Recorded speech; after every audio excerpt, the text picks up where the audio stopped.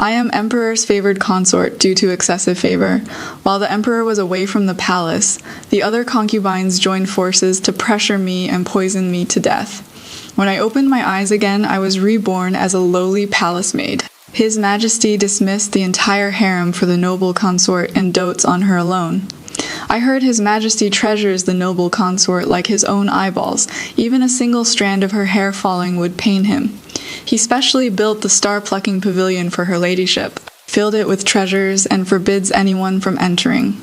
Only then did I realize that the Emperor's previous favor toward me was merely superficial, nothing compared to the noble consort. It wasn't until I saw the noble consort with my own eyes that I discovered she looked exactly like me. How dare you? Kneel before the noble consort. The purple-robed palace maid shouted. Only then did I snap out of my shock at seeing the noble consort's face, and hurriedly knelt to pay respects. This servant greets the noble consort and begs her ladyship's forgiveness. With a thud, I knelt down, the pain nearly making me cry out. Who would have thought that half a month ago I was the tyrant of the harem? Forget. Kneeling, I rarely even bowed. Kneel here until nightfall. The noble consort's red lips parted slightly, coldly pronouncing her judgment before leaving with a grand procession of palace servants. The sun was blazing now. At least 3 or 4 hours remained until nightfall. Shinmomo, who brought me here, saw my pale expression and earnestly advised, Guihua, the imperial consort is merciful to only punish you with kneeling. If His Majesty knew you were disrespectful to the imperial consort, you'd probably be beaten to death. When His Majesty first ascended the throne, he could be called a wise ruler, but ever since that incident, I knelt obediently. But my heart was in turmoil. I was clearly Emperor Xiaohuan's consort Zhao, and because I was favored, I was envied by the other concubines. When the Emperor personally led the expedition, they broke into my bedchamber together and forced poison down my throat. When I woke again, it was already the 6th year of Jingren, 3 years after I was poisoned to death. Like the spirits in a storybook, I had entered the body of a palace maid named Guihua. When I first woke up, I was terrified and wanted to find His Majesty, but was told that His Majesty was at the imperial consort's Zhaoyang Palace. That was my former bedchamber. I never expected that only 3 years after my death, Xiaohuan would have a new favored consort, treating her 100, 1,000 times better than he ever treated me. And he had become a tyrant. Ministers who spoke ill of the imperial consort were directly forced into retirement. Palace maids who displeased the imperial consort would at best be sent to the punishment bureau, at worst beaten to death. Then why would I even look for him? I just honestly work as a palace maid in the flower house. I never expected to accidentally run into the legendary imperial consort in the imperial garden. Today she looked exactly like I used to. She is Song Yao. Then who am I? At noon on a summer day, the sun is scorching. I only knelt for an hour before feeling dizzy and lightheaded, couldn't help but start crying. How am I so unlucky? Coming back to life for this kind of existence, might as well not be alive. Before passing out, I saw a corner of bright yellow robes, instinctively reached out and grabbed it. Your Majesty, when I woke up again. What I saw were familiar bed curtains. This is the dragon bed. Looking around, the lotus-shaped ice basins in the hall were filled with ice blocks, emitting wisps of mist, bringing a rare coolness in the summer heat. Miss Guihua, you've got great fortune. His Majesty personally brought you back. Lehi, the head palace maid of Chengchen Palace, saw I was awake and hurried over to help me up. You're awake, Xiaohuan, wearing casual robes, suddenly entered. Like a mouse seeing a cat, hastily paid her respects before quickly leading the other palace servants out of the hall. 3 years since we last met, Xiaohuan was still the same as before face, like a banished immortal, bearing of dragons and phoenixes.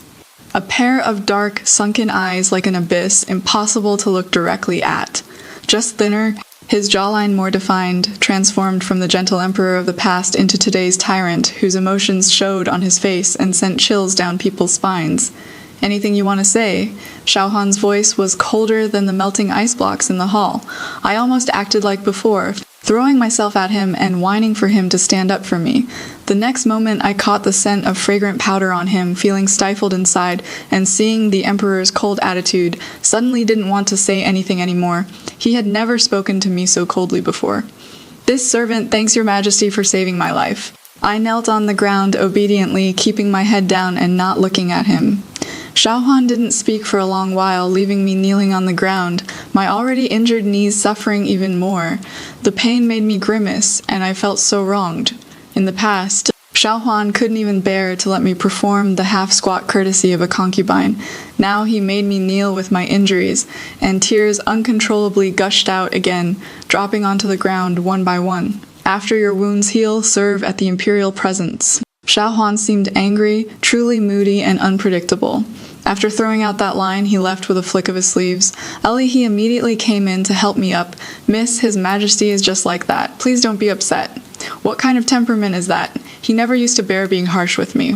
It is just because I'm not pretty anymore now. He definitely doesn't treat that noble consort this way. He really is obsessed with beauty. Wait, that is not right. The noble consort and I have the same face, yet he treats her so much better than me. Thinking of this, I felt even more dejected. Seeing my low spirits, he helped me onto the bed, and while gently applying medicine to my reopened wound, she softly consoled me.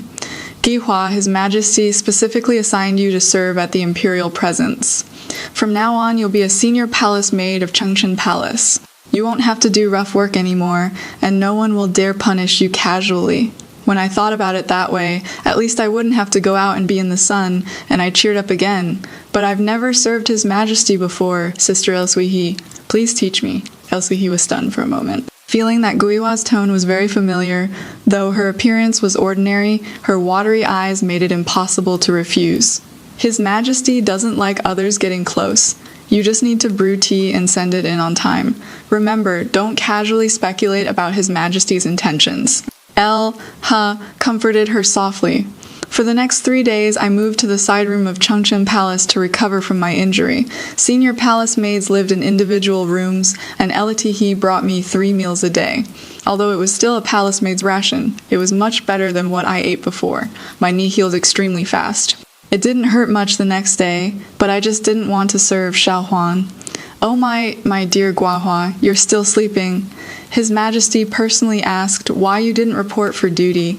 Get up quickly, Chief Eunuch. Li Dequan's heart was about to jump out. Since that day, Xiaohuan's mood had gotten worse day by day, and all the palace servants in Chengchen Palace were walking on thin ice. The slightest mistake meant getting beaten with the board. Even he, the chief eunuch who had taken care of His Majesty since childhood, had been scolded more than 10 times and beaten twice. Now he walked with a limp. Early this morning, after His Majesty got up and saw it was him who came in, he spoke in a sinister tone. Why is it you again? Li Dequan recalled how His Majesty had been glancing at the palace gate from time to time these past few days, and knew it was about this personally appointed Guihua. Asked Elahi that Guihua is so audacious, already healed but still pretending, had no choice but to come call for her myself. By the time I reluctantly finished getting ready and brought tea to the Changlin Hall where Xiaohuan was reviewing memorials, it was almost the hour of Chen. He had just returned from morning court. Gently placing the tea bowl by his hand, I breathed a sigh of relief and was about to withdraw. Then I heard Xiaohuan say without looking up, "You dare try leaving." I was startled and stood frozen in place. Grind the ink. Yes, Your Majesty. I'm good at this. Xiaohuan used to love having me grind ink for him too. The quiet Chang'an Hall was left with only the sound of Xiaohuan writing, and I felt sleepy again. These past few days I always feel like I can't get enough sleep. Even though I sleep deeply at night, I'm completely drained of energy in the morning. Less than half a shichen later, my hand felt unbearably sore. Seeing he wasn't paying attention to me, I secretly put it down. Rotating my wrist, my gaze moved to the exquisite lotus pastry on the table. I love eating these the most, tried to resist, but that fragrance kept wafting up. Just as my hand reached over, I saw Xiaohuan look up. His thin lips pressed slightly. I've never seen a palace maid as lazy and gluttonous as you. This servant knows her mistake. Please punish me, Your Majesty. I hurriedly knelt down to admit my fault. Xiaohuan's brow furrowed slightly, as if he sighed. Get up. Your punishment is to grind ink this afternoon. Take that greasy pastry and eat it. I didn't expect him to be so kind today. State affairs must be going smoothly. Happily carrying the pastries, she went out, planning to share them with Elatihi. In the evening, Xiaohuan wanted to bathe. After I arranged all the necessary items, I prepared to leave. Li Dequan called me back. Miss Guihua, His Majesty, summons you to help him change. I was tired from the whole day and the temper that Xiaohuan had spoiled me with before came back. Sister Sha Isla said His Majesty doesn't let palace maids help him change. Li Dequan's smile made my heart uneasy. Others are others, Miss Guahua. Please go in quickly. I went in dejectedly. Xiaohuan wore a dragon-patterned casual robe, making his entire figure appear even more heroic and imposing. He looked extremely good, broad shoulders and narrow waist. Though he was a bit rough in that matter, I had always liked him. I squatted in front of him, untying his belt. It had been a long time since we were this close. I felt my cheeks heating up, my movements getting slower and slower, touching the man's skin as if by accident. Finally, when I reached the buttons at his chest, Xiaohuan grabbed my wrist. Flames seemed to dance in his dark eyes. His other hand cupped my face and pulled me toward him, forcing me to stand on tiptoes. Are you seducing me? Xiaohuan's lips pressed into a line, and if you looked carefully, the corners lifted slightly.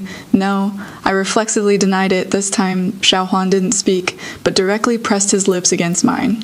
The next second, an unfamiliar palace maid's voice rang out from outside the hall. Your Majesty, the Imperial Consort is feeling unwell and just fainted. Please go check on her. Xiaohuan immediately put me down, his expression suddenly turning ice cold. You go back and rest. After saying that, he left, his steps somewhat hurried. I stared blankly at him leaving, my eyes stinging, and silently returned to the servants' quarters. Hugging the blanket, I cried, making no sound, only tears streaming down. He truly likes that demon who took over my body that much. I shouldn't have held on to false hope, thinking he might recognize me. Even if he did recognize that I'm not the original Guihua and am clinging to his imperial consort, he'd probably just burn me to ashes immediately. After crying half the night and finally falling asleep from exhaustion, I felt something cool and refreshing on my face, exceptionally comfortable. When I woke up the next morning, the skin under my eyes was smooth and fair, not swollen at all. Wait, sisters, I found the highlight. The female lead cried, her eyes swollen in the middle of the night, but the swelling went down by itself the next morning. That is obviously not scientific. Don't you think it could be a certain Sundir emperor who secretly snuck over in the middle of the night to apply ice packs for her? TSK, saying he is going to see the imperial consort, but his heart is still thinking about our female lead. This is the legendary actions speak louder than words. Right? But then again, Xiaohuan's move is quite conflicted, too clearly recognizing that the female lead is his Zhao consort, yet still pretending not to know her, and even cooperating with some system tasks to dote on the fake. How frustrating must that be if I were him? I would have thrown that imposter out of the palace ages ago, okay? But thinking about it again, enduring humiliation for 3 years just to revive his beloved, this kind of deep affection is really something else. Xiaohuan, oh Xiaohuan, you're the dancing example of sharp tongue, soft heart. After that, Xiaohuan never laid a hand on me again. It is just that every day he insisted I wait in the hall, and if I went out for even a moment he would get angry. I was caught red-handed dozing off by him. Not getting enough sleep. I couldn't tell if Xiaohuan was angry or not, so I could only tell the truth. Reporting to your Majesty, it is because there are many mosquitoes on summer nights, and it is also very hot, so this servant doesn't sleep well at night. My neck often gets bitten with red spots, and my body itches terribly too. Where the Emperor stays, ice is placed everywhere. Not only is it cool with no mosquitoes, but I can't help dozing off. After hearing this, Xiaohuan's expression softened. He waved his hand toward a row of bookshelves behind him and said indifferently, "Copy all these books, and from now on you can sleep in the side hall and come on duty after morning court." I was delighted, Your Majesty. Rest assured, this servant will copy them carefully. After that, Xiaohuan reviewed memorials while I copied books at a low table beside him. He didn't eat much of the tea snacks and fruits, so I got to enjoy them all, though he said to finish copying first that very night Li Dequan arranged for me to stay in the side hall. His Majesty even specially rewarded the young lady with ice blocks. Your good fortune is yet to come. Li Dequan admired Guihua immensely in his heart. Since she came to serve in the hall, His Majesty hadn't lost his temper once. Even when the imperial concubine fainted and injured her hand before, he didn't punish any palace servants. He hadn't been beaten for over 10 days now. His fawning smile gave me goosebumps. I thanked him properly and quickly sent him away. But the comfortable days only lasted 2 days before the imperial concubine arrived. This servant pays respects to your ladyship, the imperial concubine. Slap, slap. Before I could finish speaking, I was slapped twice across the face. Dizzy and disoriented, I heard this imperial concubine curse in my former voice. Beat this cheap slut who seduced his majesty to death for me. The eunuchs and palace maids by the imperial concubine's side received the order and immediately came forward to grab my hair. They dragged me outside the hall and brought out the instruments for caning to death. Help, your majesty. Save me. I had once witnessed a palace servant beaten to death, blood everywhere beneath them, and I trembled in fear. Hearing my cries for help, the imperial concubine let out a cold laugh. Her stunningly beautiful face was full of jealous hatred. No longer looking like a fairy, but more like a hellish asura. Bitch, you still want his majesty to save you, dream on. She viciously kicked my stomach with the hard bottom of a flower pot, rupturing my internal organs, and I immediately spat out a mouthful of fresh blood. She continued to kick me several more times as I lay on the ground. His majesty has arrived, Xiao Huan came. I thought he would save me, protect me. I couldn't see his face. Only heard his indifferent voice. Guihua has angered the imperial concubine. Give her 20 heavy strikes and throw her to the star-plucking pavilion to do menial work. The star-plucking pavilion built for the imperial concubine who enjoyed endless favor and affection. Why did I come back? I might as well have died. At least then I could deceive myself that I was always the woman Xiao Huan loved most. When I was dragged and placed on the long bench, I was already crying so hard I couldn't breathe.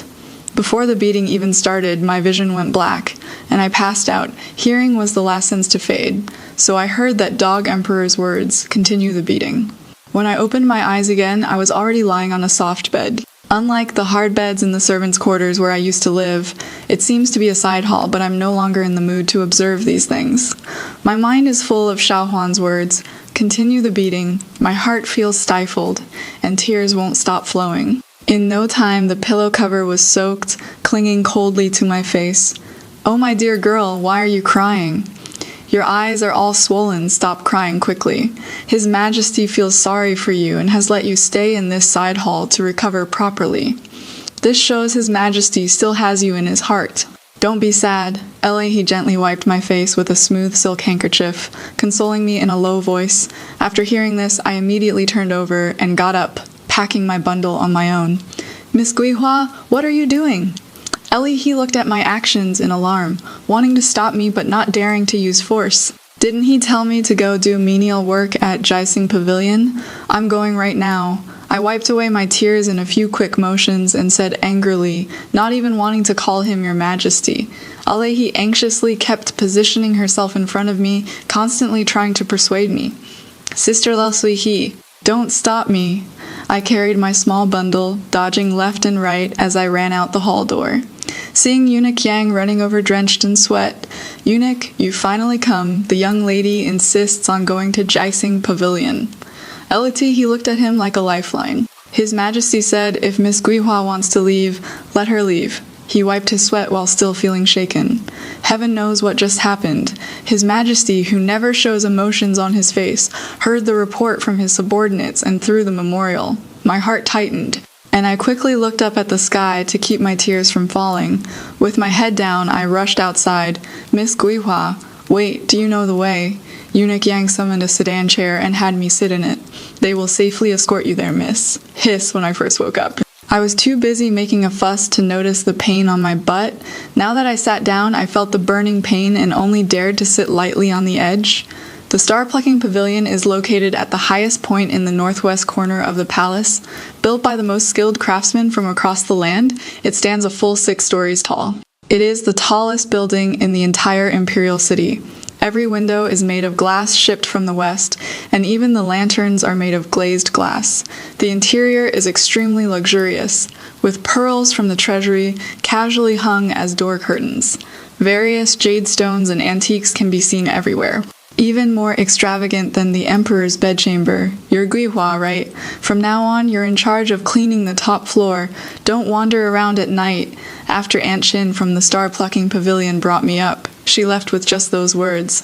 The entire top floor has only one bedchamber, but though it is a bedchamber, it has everything like a small palace without partitions. The floor is covered with carpets made of fox fur, layers of moon-white gauze, dreamlike and illusory. Even the palace I'm staying in is quite elegant, almost comparable to the side hall of Chengchen Palace. I used to like places like this, but now they just annoy me. This was specially built for the imperial consort. There are very few palace servants in the star-plucking pavilion, and I'm the only one on the top floor. At first I was afraid of being bullied, but later I found out no one would come up at all, so I gradually let my guard down. Every day I'd sleep until late morning, then clean slowly. After a while, it got really boring, so I started going to talk to other palace servants. They didn't dare talk at first, but I kept seeking them out every day. And when Aunt Shin ran into us, she didn't punish anyone. The star-plucking pavilion gradually started to feel more lively, not as silent as before. I got bolder and started chatting with the guards at the star-plucking pavilion. They knew everything through them.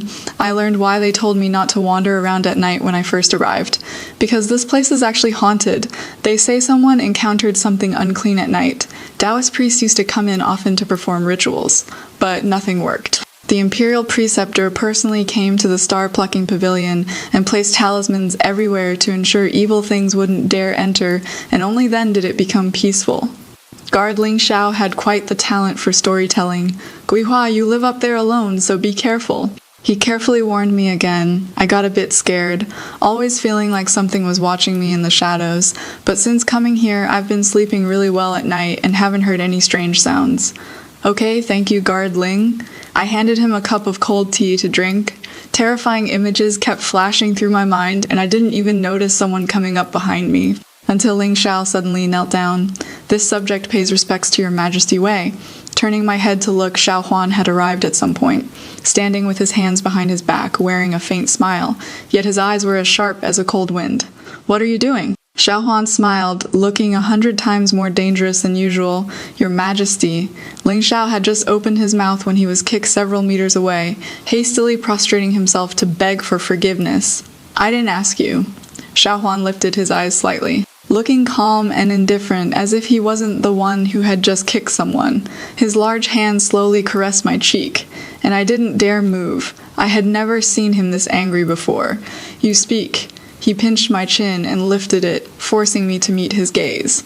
Nothing. I just brought a bowl of cold tea for Guardling to drink. How kind-hearted of you. Xiao Huan grinned, that smile more terrifying than a soul-reaping demon from hell. Drag him away. With one command, Ling Xiao, who had been kicked until he coughed up blood, was dragged away by others. Before long, heart-wrenching screams rang out from outside. Your Majesty, spare my life. Your Majesty. The sound was chilling to hear. I looked at Xiao Huan. He wasn't such a cruel emperor before.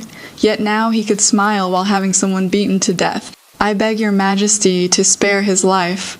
It was this servant who took it upon herself to bring him cold tea. It is all this servant's fault. I dropped to my knees with a thud. Xiao Huan's smile completely disappeared. You still dare to plead for him. Then he scooped me up, holding me horizontally against his chest, squeezing so tight it hurt.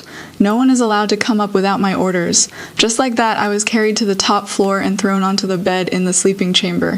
What are you doing? My whole body ached, my temper flared up again. And I started struggling frantically. Xiao Huan pulled off the pink-purple sash from my waist, and in a few moves tied my hands behind my back. Ow, ow, ow, ow. Before I could react, Xiao Huan pulled open my collar and bit down on my shoulder, and he wouldn't let go. Even when I screamed my throat hoarse, it was useless. I don't know how long passed before he finally released his jaw, licking the bloody, mangled bite mark, like a hunter resting after finally biting its prey to death. Then he kissed me with violent intensity, only letting go when I was nearly suffocating. My chin glistening wet. You're not allowed to go out anymore. You don't need to see anyone. From that day on, my area of activity was only the top floor, the only exit locked. Every day, unfamiliar palace maids would come in to deliver meals, but they would never say an extra word to me. Only Xiao Huan would come every night, but he didn't do anything. Gradually, I went from begging him to let me out to looking forward to nightfall, looking forward to his arrival. Anyone would do, just keep me company. Xiao Huan was very pleased and even took the initiative to tell me he didn't beat Ling Xiao to death and even sent him to train in the military. As long as you behave, you can have whatever you want. Days passed by in a daze like this until the Imperial consort arrived. One day I was spacing out when I heard a commotion outside. The lock on the door was pried open by someone. The Imperial consort first had someone lure away most of the guards from the star-plucking pavilion, then forced her way in with her own palace attendants. Seeing how well I was being pampered and cared for now, she trembled with rage. "This palace will definitely kill you, you fucking bitch, today." His Majesty clearly said he only loves this palace, yet he hides you, a lowly servant, on this palace's territory. The Imperial consort wished she could tear me apart alive. Her personal maid said ingratiatingly, "Your ladyship is the only one in His Majesty's heart. He is just temporarily deceived by the slut. Why should your ladyship dirty her own hands and displease His Majesty? Better to have His Majesty execute her personally." Just like those blind concubines before, didn't His Majesty order them to commit suicide whenever he wanted? Seeing the situation was bad, I spotted the long unseen door right in front of me. Without thinking, I grabbed my skirt and ran out, just reaching the stairs. Then I felt someone push me hard from behind, and amid the spinning world, I felt pain so intense I wanted to die. Before my eyes was the Imperial consort's condescending smile, but her voice was panicked. "Oh, my sister Guihua, why did you push this palace?" She had sprained one of her own feet. "I beg your Majesty to uphold justice for her ladyship. Her ladyship came to see her out of kindness, but she tried to push her ladyship down the stairs. Who knew her aim was off? Not only did she fall herself, but she also caused her ladyship to sprain her ankle. She must be put to death to avenge her ladyship." The Imperial consort's personal maid was filled with righteous indignation. Xiao Huan was standing right behind me, looking at my battered and wretched appearance. His eyes were as indifferent as water. I closed my eyes, not wanting to look. "Fine." Xiao Huan personally escorted the Imperial consort back to her palace and promised to make me disappear from this world. After he left, he came to the star-plucking pavilion to apply medicine for me. There were bruises all over my body, and just looking at them made her ache for me. I'm going to die anyway. What is the point of applying medicine? I, who had always been afraid of pain, didn't feel the pain this time. I just wanted everything to end quickly. Don't talk nonsense. He seemed convinced that Xiao Huan would definitely choose me over the Imperial consort. In the evening, I suddenly discovered my moon water had come. Not only did my body hurt, but my stomach started aching too, curled up slightly when the pain made me delirious. I heard a man's deep, angry voice. "Why hasn't the Imperial physician arrived yet?" After a chaotic scramble, the director of the Imperial Medical Department was carried over by guards and nearly got jostled sick. After taking my pulse and drinking the medicine, I was finally able to fall asleep. When I woke again, I saw Xiao Huan staring at me darkly. Seeing I was awake, he very skillfully placed a soft pillow behind me, then replaced it with a new hand warmer and put it on my lower belly, just like when I was a concubine before. Anything to say, Xiao Huan looked at my evasive movements, his face dark as water, his deep black eyes burning with flames, as if asking me any last words after you speak. It is time to hit the road. I thought of the feeling in my previous life when I was forced to drink poisoned wine and died in agony with my internal organs in severe pain and involuntarily shivered. I almost blurted out the fact that I had been reincarnated into another's body, but he definitely wouldn't believe it and might even throw me into a fire to burn me to ashes, making my death even more miserable and painful. Is there a painless way to die? I curled up my body, not daring to lift my head, already imagining my own miserable state in my mind. Things don't go past 3 times. The aura around Xiao Huan grew even colder. He suddenly gripped the back of my head, confining my entire body before him. The distance between us was extremely close. I could only look at his high-bridged nose. This is the 2nd time. My head was forced to tilt back, feeling very sore and swollen, somewhat exasperated. What do you want me to say? Say that this servant didn't push your beloved noble consort, and beg you for a quick death. Will that do? Xiao Huan let out a light snort from his throat, then immediately blocked that mouth speaking such unpleasant words. Get away? A kiss without the slightest tenderness, as if deliberately punishing. After the time it takes to drink a cup of tea, he finally withdrew, then viciously bit down. The bite from last time hadn't healed yet, and now I've been bitten by that dog emperor again. Tender lips bore clear teeth marks, swollen alarmingly. I felt like I was his little pet played with when he was happy, discarded at will when he wasn't crying so hard. I couldn't catch my breath, refusing to look at him no matter what, Song Yao. Seeing he couldn't coax me, Xiaohuan called my name in a low voice. Not Gihua, but Zhaofei Song Yao. I suddenly looked up at him, those eyes wise and bright. Your Majesty knows I am me, hearing the silly question from the person before him. Xiaohuan gave an imperceptible light laugh. Does a Yao think she has been pretending well? Then isn't your Majesty afraid I'm a ghost? I kept watching him, terrified he'd call for a mage to come capture me the next moment. Why should I be afraid? It was I who brought you back. Xiaohuan held my hand and said indifferently. I didn't understand, asking in confusion. What do you mean? Eunuch Yang suddenly entered. Your Majesty, the Imperial Preceptor requests an audience. Enter. Xiaohuan still held me in his arms, with no intention of letting go. A young man dressed in white Taoist robes entered, like a clear breeze and bright moon, with an immortal bearing. Unlike Xiaohuan's profound sharpness, this Imperial Preceptor's features were extremely gentle. His eyes containing a faint compassion. I heard his single name was Yuan suddenly appearing in the Imperial City, and after the first Imperial audience, Xiaohuan issued an order specially conferring him as Imperial Preceptor. Don't look, Xiaohuan, displeased, reached out to cover my eyes. The Imperial Preceptor showed no panic at the sight, and said with a light smile, Can your Majesty step aside for a moment? Xiaohuan locked eyes with him for a moment, and surprisingly didn't object, gently lowering the hand that was blocking my view. He instructed carefully, Don't look at anyone else. If anything happens, call out. I'll be right outside the door. After everyone left and the door closed, the Imperial Preceptor smiled warmly, like a spring breeze. How has Lady Zhao been faring these past days? You know too. Seeing his knowing expression, I lowered my head, not daring to look at those eyes that seemed to see through everything. Imperial Preceptor Yuan showed no displeasure at my rudeness, found a seat, and brewed 2 cups of tea with flowing grace. He handed me a cup, his tone gentle. My lady need not be afraid. I came here today specifically to clear up your confusion. As I drank the tea he handed me, I felt my body lighten, the scene before my eyes shifted, and I saw myself with an ashen face and purple-black lips, the way I looked after being poisoned to death in my previous life. My clothes had already been changed, and I was lying peacefully on the bed. Spare my life, your Majesty, it was all Lady Liang's idea. This concubine was forced. I beg your Majesty to give me a quick death. My father is the Prime Minister, your Majesty cannot kill me. Outside were nothing but wails and howls, strangely familiar. They seemed to be those concubines who had barged into my bedchamber.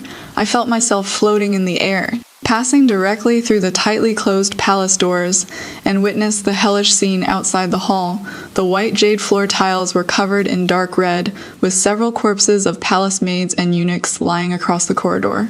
The usually dignified and beautiful consorts were mercilessly bound and kneeling outside, their faces full of panic no longer showing the arrogance I remembered. Those who had just been begging for mercy had already had their tongues cut out.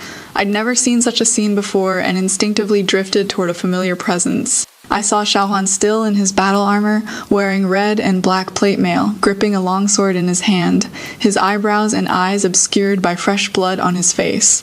There was no trace of his usual gentleness, as if he were an evil spirit crawling up from hell.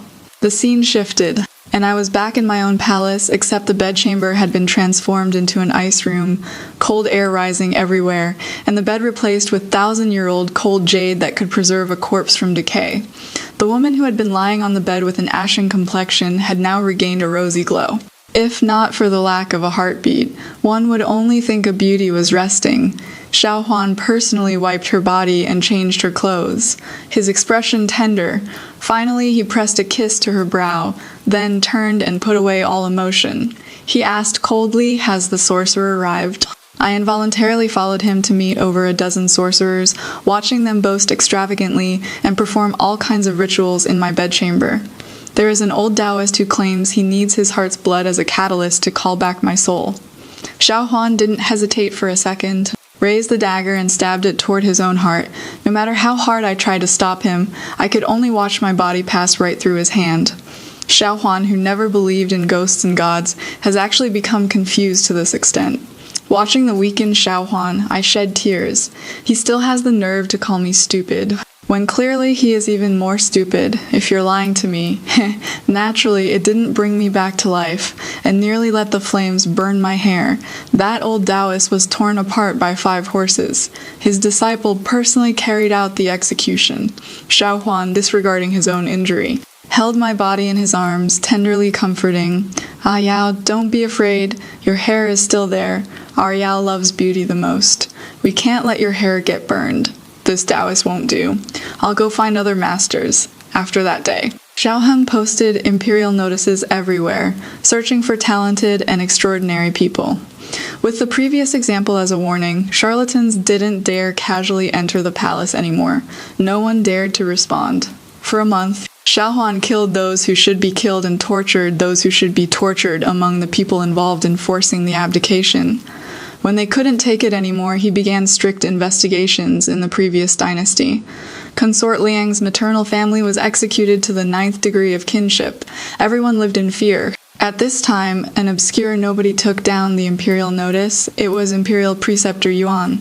Upon entering the palace and seeing Xiao Huan, he said, "This commoner has a way to revive your majesty's beloved." Without asking anyone, he revealed the matter between Xiao Huan and me. Proving he wasn't a charlatan, ripples finally appeared on Xiao Huan's usually calm face. What does Zhen need to do? Everything has a price. Stop the killing, do more good deeds. These 8 words made Xiao Huan cease his harsh laws and punishments, govern diligently, and provide disaster relief to the people. The next day, the palace began large-scale construction of the star-plucking pavilion.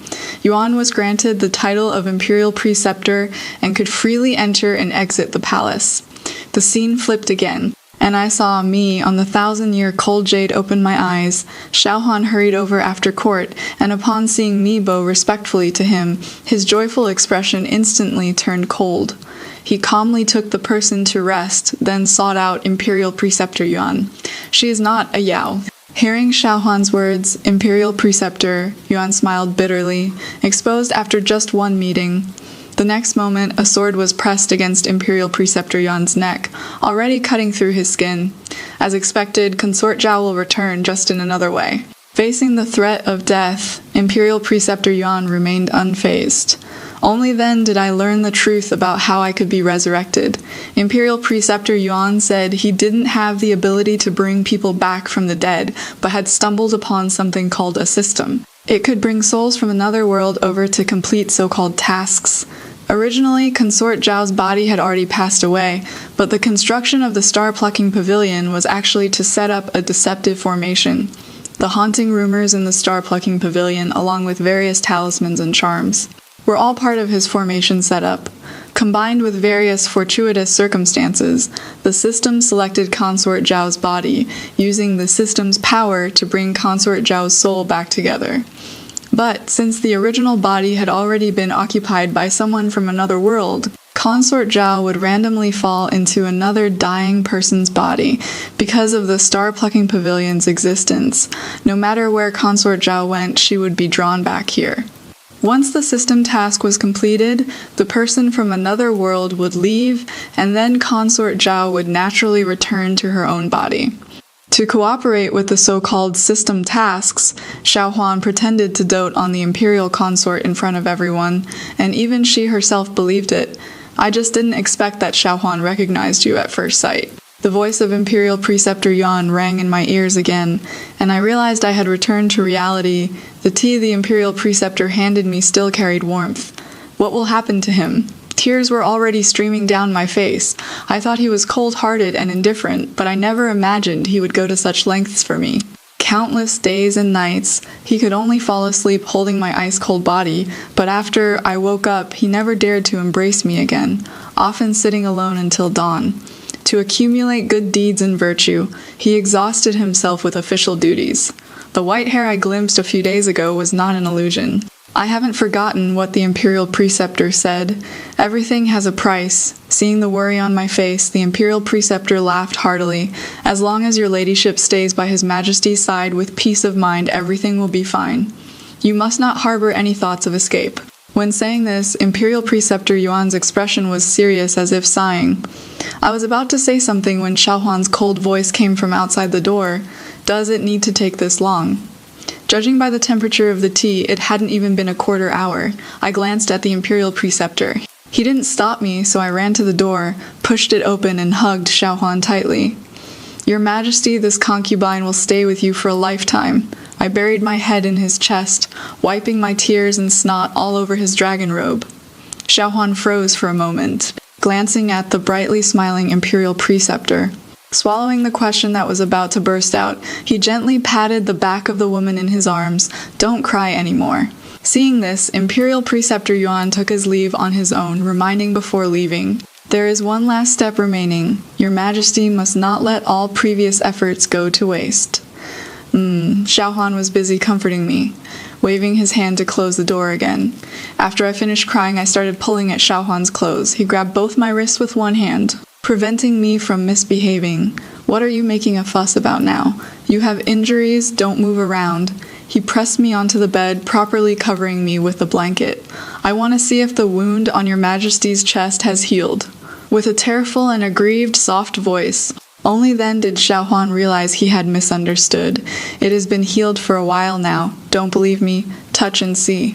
Xiaohuan guided my hand to slip in through his collar. Xiaohuan suddenly let out a hum. I hurriedly asked him, am I using too much force? I'll be gentler then. Xiaohuan didn't let me continue, only told me to focus on healing my injuries and resting well. Within 3 days I heard news from outside that His Majesty was going to make the Imperial Consort the Empress. At the enthronement ceremony, I completed the system task. But there was a slight hitch. The tasker didn't leave, but chose to stay forever. Xiaohuan almost killed the Empress on the spot. Fortunately, State Preceptor Yuan appeared in time and sent Song Yao and me into the star-plucking pavilion using some unknown spell. When I opened my eyes again, I had already returned to my own body. The Empress is awake. Xiaohuan's expression was gentle, his murderous aura completely gone. I really came back to life and became the Empress.